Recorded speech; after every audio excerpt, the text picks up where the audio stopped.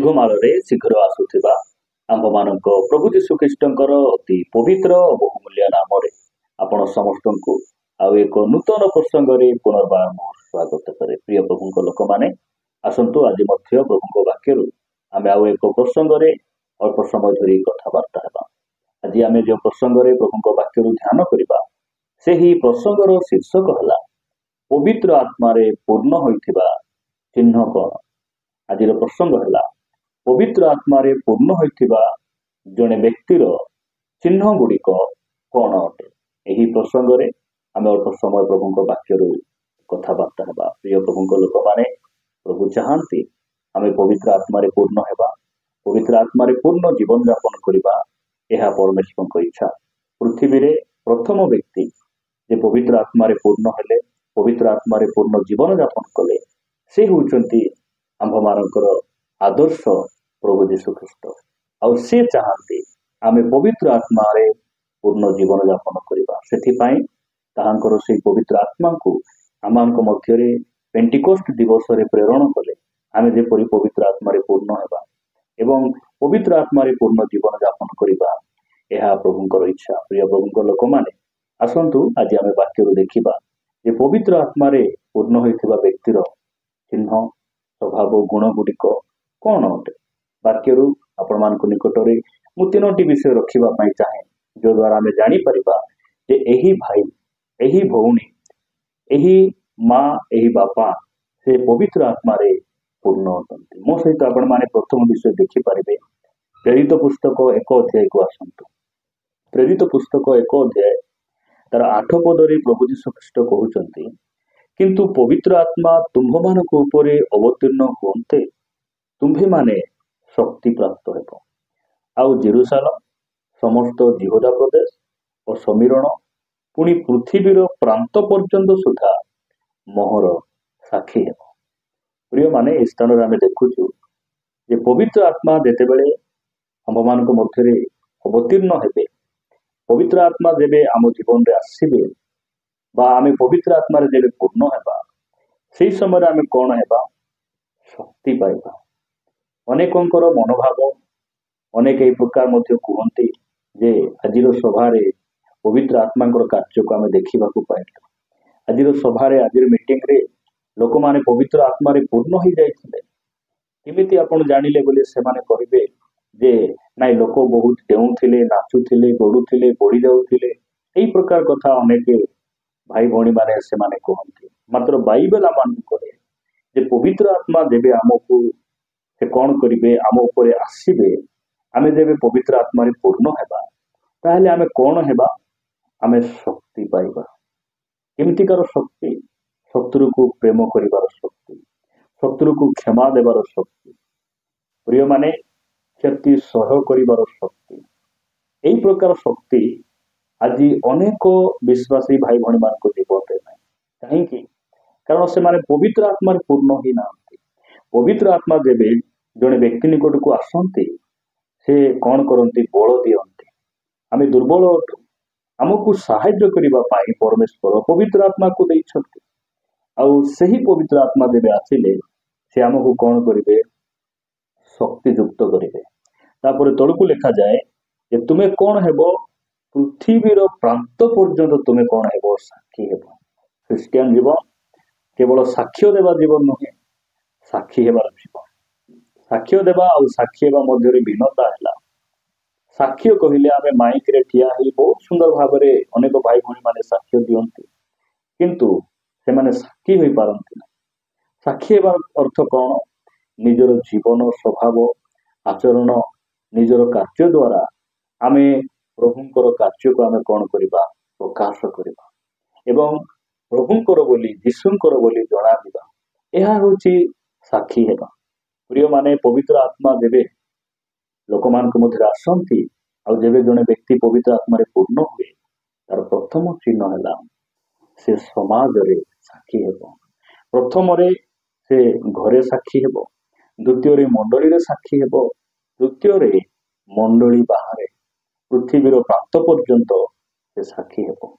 ଜଣେ ଖ୍ରୀଷ୍ଟ ବିଶ୍ୱାସୀ ମଣ୍ଡଳୀ ବାହାରେ ସାକ୍ଷୀ ହେବା ବହୁତ ସହଜ, ମଣ୍ଡଳୀରେ ମଧ୍ୟ ସାକ୍ଷୀ ହେବା ସହଜ, କିନ୍ତୁ ଖ୍ରୀଷ୍ଟିଆନ ଜୀବନ ବାହାରେ ବଞ୍ଚିବା ଜୀବନ ନୁହେଁ, ପ୍ରଥମରେ ଘରେ ସାକ୍ଷୀ ହେବା ଜୀବନ ଅଟେ। ପ୍ରଭୁ ଆମମାନଙ୍କୁ ଅନୁଗ୍ରହ କରନ୍ତୁ।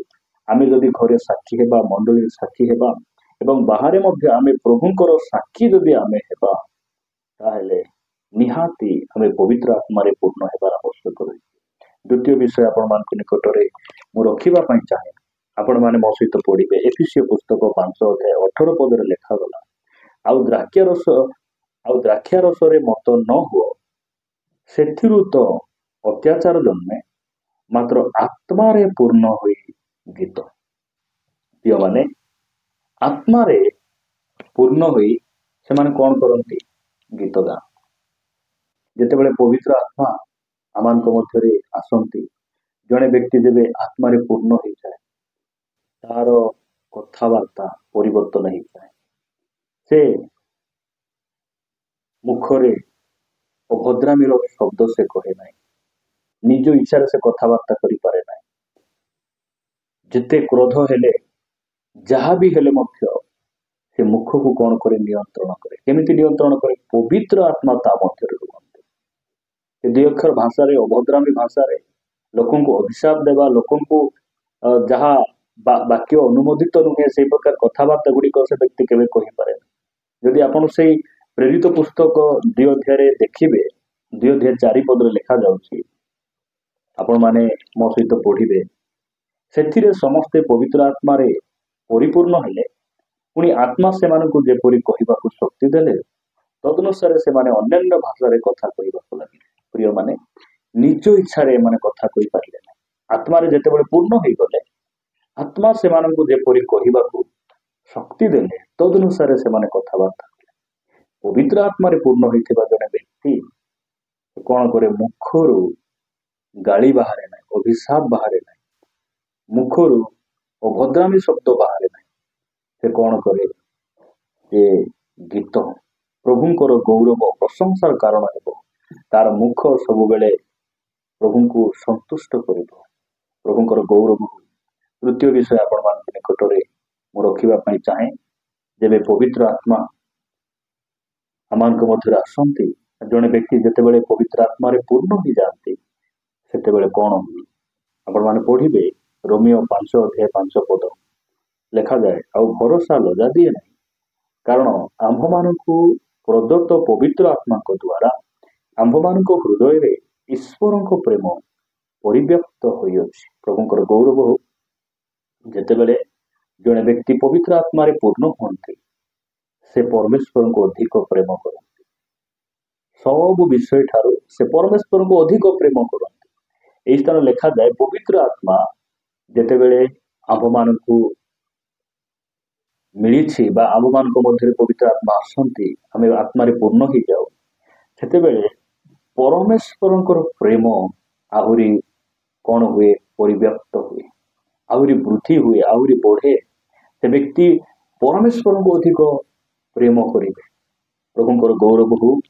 ପ୍ରିୟମାନେ, ଯେତେବେଳେ ସେ ପରମେଶ୍ୱରଙ୍କୁ ପ୍ରେମ କରିବେ, ତାପରେ ଆମେ ଦେଖୁଛୁ ଯେ 2 Corinthians 5:14 କାରଣ ଖ୍ରୀଷ୍ଟଙ୍କ ପ୍ରେମ ଆମ୍ଭମାନଙ୍କୁ ବର୍ଷରେ ରଖି ଖୋଲାଉଅଛି, ଯେଣୁ ଆମ୍ଭେମାନେ ଏହି ବିଚାର କରିଅଛୁ ଯେ ଜଣେ ସମସ୍ତଙ୍କ ନିମନ୍ତେ ମୃତ୍ୟୁଭୋଗ କରିଥିବାରୁ ସମସ୍ତେ ମୃତ ହେଲେ। ଏହି ସ୍ଥାନରେ ଆମେ ଦେଖୁଛୁ ଯେ ଖ୍ରୀଷ୍ଟଙ୍କର ପ୍ରେମ ଆମକୁ କଣ କରୁଛି? ବର୍ଷରେ ରଖି ଚଳାଉଛି। ପବିତ୍ର ଆତ୍ମା ଯେତେବେଳେ ଆମମାନଙ୍କ ମଧ୍ୟରେ ଆସନ୍ତି, ଆମେ ପବିତ୍ର ଆତ୍ମାରେ ପୂର୍ଣ୍ଣ ହେଉ, ତାପରେ ଆମେ ପରମେଶ୍ୱରଙ୍କୁ ପ୍ରେମ କରିବାକୁ ଲାଗୁ। ଅଧିକ ଆମେ ପ୍ରଭୁଙ୍କୁ ପ୍ରେମ କରୁ, ଆଉ ସେହି ପ୍ରେମ ଆମକୁ କଣ କରେ? ସବୁବେଳେ ଆମକୁ ନିୟନ୍ତ୍ରଣ କରେ। ଈଶ୍ୱରଙ୍କ ପ୍ରେମ ଆମକୁ ଚଲେଇ ନିଏ। ପ୍ରାର୍ଥନା ଯିବା ଆମକୁ ବୋଝ ପରି ନ ଲାଗେ। ଆମକୁ ବାଇବେଲ ପଢିବା ବୋଝ ପରି ଲାଗେ ନାହିଁ, ପ୍ରାର୍ଥନା କରିବା ବୋଝ ପରି ଲାଗେ ନାହିଁ, ଦାନ ଦେବା ପାଇଁ ଆମକୁ କଷ୍ଟ ଲାଗେ ନାହିଁ, ସହଭାଗିତାକୁ ଯିବାକୁ ଆମକୁ କଷ୍ଟ ଲାଗେ ନାହିଁ। କାହିଁକି? ପବିତ୍ର ଆତ୍ମାରେ ପୂର୍ଣ୍ଣ ହୋଇଥିବା ବ୍ୟକ୍ତିର ଗୁଣ। କିଏ ଡାକିଲେ ବୋଲି କାହାକୁ ସନ୍ତୁଷ୍ଟ କରିବା ପାଇଁ ସେ ଉପାସନାକୁ ଯାଏ ନାହିଁ, ସେ ପ୍ରଭୁଙ୍କୁ ପ୍ରେମ କରୁଛି, ସେଥିପାଇଁ ସେ ଉପାସନାକୁ ଯାଏ। ପ୍ରଭୁଙ୍କର ପ୍ରେମକୁ ସେ ବୁଝିଛି, ପବିତ୍ର ଆତ୍ମାରେ ପୂର୍ଣ୍ଣ ହେଇଛି, ସତ୍ୟତା କଣ ସେ ଜାଣିଛି, ସେଥିପାଇଁ ସେ ମଣ୍ଡଳୀ ସହଭାଗିତାକୁ ଯାଏ। ପ୍ରଭୁ ଆମମାନଙ୍କୁ ଅନୁଗ୍ରହ କରନ୍ତୁ। ଜଣେ ବ୍ୟକ୍ତି ପବିତ୍ର ଆତ୍ମାରେ ପୂର୍ଣ୍ଣ ହେଇଛନ୍ତି ବୋଲି ଆମେ କେମିତି ଜାଣିବା? ସେ ସାକ୍ଷୀ ହେବେ। କେମିତି ସାକ୍ଷୀ ହେବେ? କଥାରେ ନୁହେଁ, ଆଚାର ବ୍ୟବହାର କାର୍ଯ୍ୟ ସ୍ୱଭାବ ଦ୍ୱାରା ସେ ପ୍ରଭୁଙ୍କର ସାକ୍ଷୀ ହେବେ। ଦ୍ୱିତୀୟ ବିଷୟ ଯେ ତାହାଙ୍କର ଭାଷା ପରିବର୍ତ୍ତନ ହେବ, ତାଙ୍କର କଥା ସବୁ ପବିତ୍ର ହେବ, ଲୋକମାନଙ୍କୁ ସନ୍ତୁଷ୍ଟ କରିବ, ଲୋକମାନଙ୍କର ଆନନ୍ଦ ଉଲ୍ଲାସର କାରଣ ହେବ। ତୃତୀୟରେ ଆମେ ଦେଖୁଛୁ ସେ ବ୍ୟକ୍ତି ପରମେଶ୍ୱରଙ୍କୁ ଅଧିକ ପ୍ରେମ କରିବେ। ପ୍ରଭୁ ଏହି ବାକ୍ୟ ଦେଇ ଆମ ସମସ୍ତଙ୍କୁ ପ୍ରଚୁର ଭାବରେ ଆଶୀର୍ବାଦ କରନ୍ତୁ। ଆସନ୍ତୁ ପ୍ରଭୁଙ୍କୁ ଧନ୍ୟବାଦ ଦେବା। ସ୍ୱର୍ଗୀୟ ପିତା, ମୁଁ ତୁମକୁ ଧନ୍ୟବାଦ ଦିଏ এই ସୁନ୍ଦର ସମୟ ପାଇଁ ତୁମ ନାମର ଗୌରବ, ତୁମ ବାକ୍ୟ ଦେଇ କଥା ହେଲ ପ୍ରଭୁ, ଧନ୍ୟବାଦ। ଆମେ ଆତ୍ମାରେ ପୂର୍ଣ୍ଣ ହେଇ ପ୍ରଭୁ ତୁମର ସାକ୍ଷୀ ହେବା ପାଇଁ ସାହାଯ୍ୟ କର।